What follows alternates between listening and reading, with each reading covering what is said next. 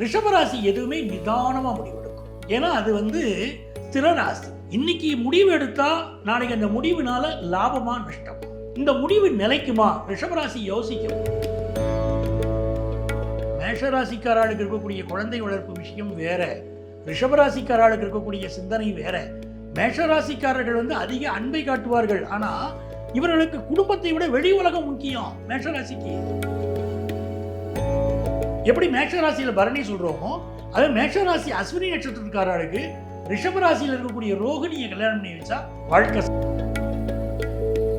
வாழ்க்கையை கற்றுக் கொடுக்கிறார். ரிஷபராசிக்காரர் மேஷராசிக்காரருக்கு கற்றுக் கொடுக்கிறார். ரிஷபராசி பெண் வச்சுக்கோங்களேன், அந்த பெண் வந்த பிறகு மேஷராசிக்காரருடைய லைஃப் உயருது, பெரிய லெவலுக்கு போறது. ரெண்டு பேருடைய ஃப்ரெண்ட்ஷிப் இவங்களுக்கு புரியாத பல விஷயங்களை புரிய வைக்கும். ஒரு வேலை விஷயம், என்னுடைய நண்பன் உற்ற நண்பன் அப்படின்னு ரெண்டு பேருமே சொல்லியிருப்பாங்க. என்னுடைய நண்பன் உயிர் நண்பன் மேஷராசி ரிஷபராசியை சொல்லும்.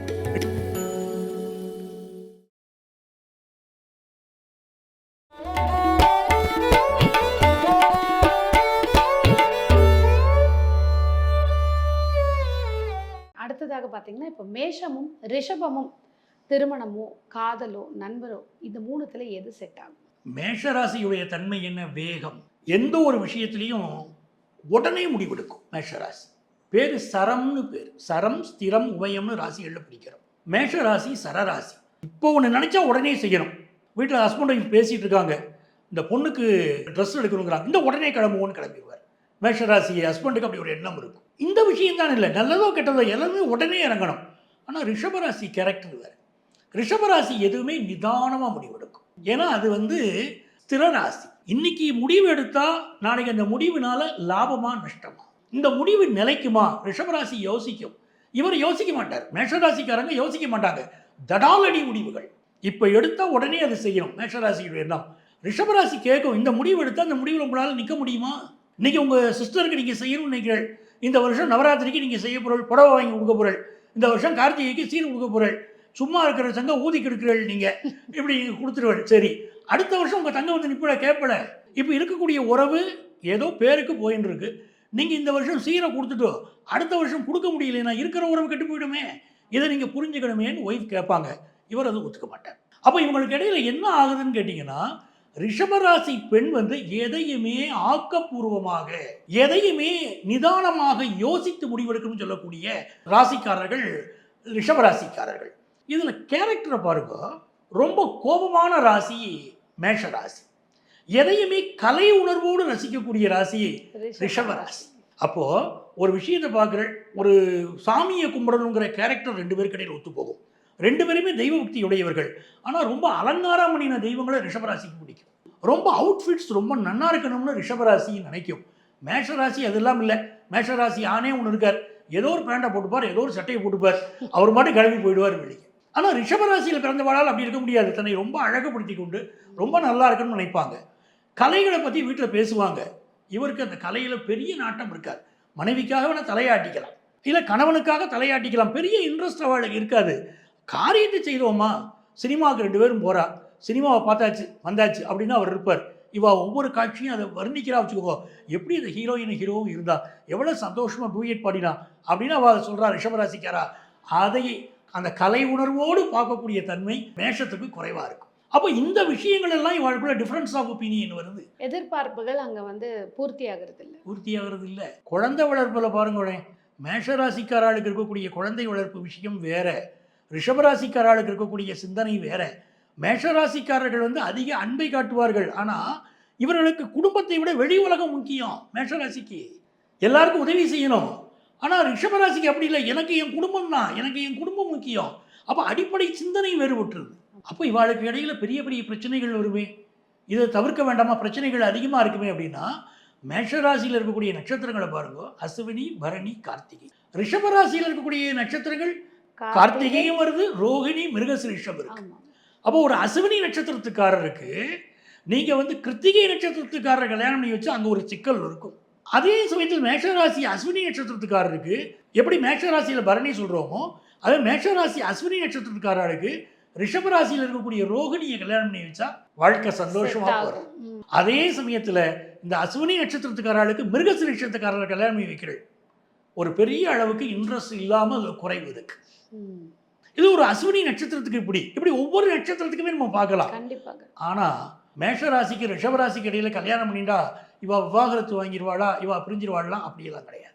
ஏன்னா ரிஷபராசி பெண் அழகாக எடை போடுவாள், ரிஷபராசி ஆண் அழகாக எடை போடுவார். எனக்கு கலை உலகத்தில் ஆர்வம், அந்த மனுஷனுக்கும் அதில் ஆர்வம் இருக்கு, இல்லாம கூட போறது. ஆனால் அவர் கெட்ட மனுஷன் இல்லை, 4 பேருக்கு உதவி செய்யணும் தான் நினைக்கிறார்.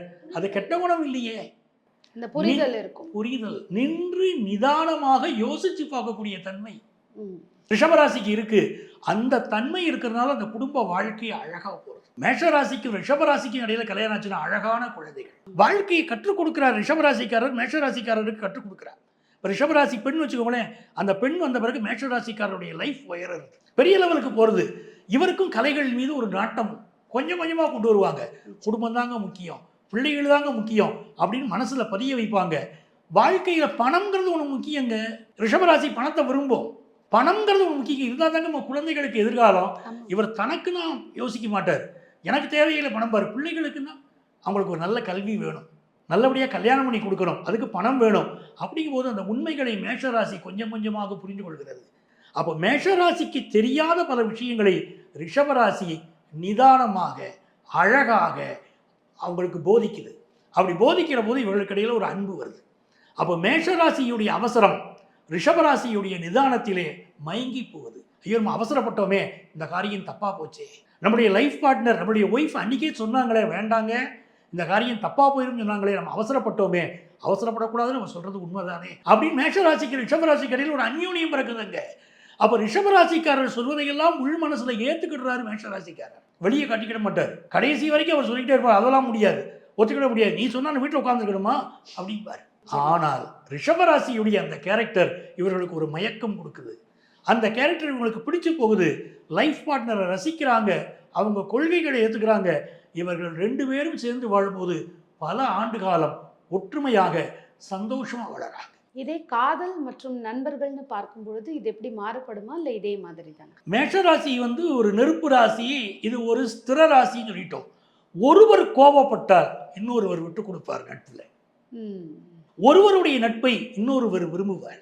2 பேருடைய ஃப்ரெண்ட்ஷிப்பு இவங்களுக்கு புரியாத பல விஷயங்களை புரிய வைக்கும்.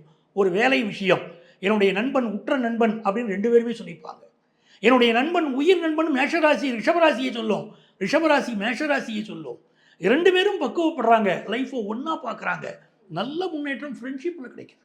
அங்கே ஏமாற்றம் கிடையாது, அங்கே தோல்வி கிடையாது, அங்கே நம்பிக்கை துரோகம் கிடையாது. மேஷராசிக்கு அதிபதி செவ்வாய், ரிஷபராசிக்கு அதிபதி சுக்கிரன். இந்த செவ்வாய் சுக்கிரன் காம்பினேஷன் காதலில் அருமையான காம்பினேஷன். லவ்வை ப்ரப்போஸ் பண்ணுறதுல மேஷராசிக்காரருக்கு ஒரு அவசரம், உடனே லவ்வை ப்ரப்போஸ் பண்ணுவார். ரிஷபராசி அதை அப்படியே உள்வாங்கும், மேஷராசியை ரசிக்கும். ஆஃபீஸில் வேலை பார்க்குறாங்கன்னா கொஞ்சம் கொஞ்சமாக பார்க்க, எப்படி வேலை செய்கிறார், எப்படி நடந்துக்கிறாரு, ஃப்ரெண்ட்ஸ்கிட்ட எப்படி நடந்துக்கிறாரு, இவர் வீட்டில் ஒரு கேரக்டர் என்ன, நல்ல கேரக்டர் தானா, எல்லாமே உள்வாங்கும் ரிஷபராசி. உள்வாங்கிட்டு நிதானமாக தன்னுடைய காதலை வெளிப்படுத்தும். மேஷராசி காதல் உடனடி காதல், ரிஷபராசி காதல் இன்ஸ்டன்ட் காதல். கண்டிப்பாக படிப்படியாக தான் காதலை வெளிப்படுத்துவாங்க, உடனே காதலை வெளிப்படுத்துறது கிடையாது. இன்னைக்கு பார்த்தா உடனே ஐ லவ் யூ சொல்றதெல்லாம் மேஷராசி கிடையாது. இன்னைக்கு பார்த்தா உடனே ஐ லவ் யூன்னு சொல்றது மேஷராசியுடைய பண்பு, ரிஷபராசிக்கு கிடையாது. இஎம்ஐ காதல் அது, மெதுவாக வெளிப்படுத்துவாங்க. அதனால இவர்களுக்குள்ள ஒரு நல்ல அந்யோன்யம், நல்ல பிடிப்பு காதல்ல இவங்களுக்குள்ள வருது. அந்த காதல் நிலைத்த காதலா இருக்கு, ரொம்ப சந்தோஷமா இருக்கு, லைஃப்பை என்ஜாய் பண்றாங்க. இவருக்கு தெரிஞ்சதெல்லாம் ஆஃபீஸ்க்கு வரதான் வச்சுக்கோங்களேன், வேகமாக பேசுவார், ஆஃபீஸ்க்கு வருவார், எல்லாம் இருக்கும். ஆனால் அந்த ரிஷபராசிக்கு வாங்க வெளி உலகத்துக்கு போயிட்டு வருவோம், லைஃப்பை ஜாலியாக என்ஜாய் பண்ணுவோம், ஒரு மாலுக்கு போயிட்டு வருவோம், வெளி உலகத்துக்கு போயிட்டு வருவோம், 4 விஷயங்கள் சந்தோஷங்கள் அனுபவிப்போம் அப்படின்னு ரொம்ப நல்லா இருப்பாங்க. ஸோ இந்த காதலும் அருமையாக அமையுது. திருமண வாழ்க்கையில் வெளி உலகத்துக்கு சுற்றுலா போகுது, வீட்டை அழகுபடுத்தணும். ஒரு ஆணுக்கும் பெண்ணுக்கும் இடையில், ஒரு ஆணுக்கு வீட்டை அழகுபடுத்துறதுல விருப்பமே இல்லை, ஒரு பெண்ணுக்கு வீட்டை அழகுபடுத்துறதுல விருப்பம். கருத்து ஒத்து வராதுல சண்டை வருமே. ஆனால் மேஷராசிக்கு ரிஷபராசிக்கு இடையில் திருமணம் ஆகும்போது ஒருவர் கருத்தை இன்னொருவர் ஏற்றுக்கொள்கிறார்கள். ரிஷபராசி கருத்தை மேஷராசி ஏற்றுக்கிட்டு வீட்டை அழகுபடுத்துகிறாங்க. சரி போனால் போ, உன் ஆசையை நான் ஏன் தடுப்பானே, என்ன வேணுமோ பொருளை வாங்கிக்கோ என்று மேஷராசி ரிஷபராசியிடம் சொல்கிறது. நீங்க சொல்ற மாதிரி இப்படி விட்டு கொடுத்து வாழறவங்க ஓகே, ஆனாலும் இந்த மாதிரி சண்டையில பிரிஞ்சவங்க இருப்பாங்க, புரிதல் இல்லாம காதல்ல பிரிஞ்சவங்க இருப்பாங்க, நல்ல நண்பர்களா இருந்து இந்த கோபத்தினால எனக்கு நீ வேண்டான்னு பிரிஞ்சவங்க இருப்பாங்க.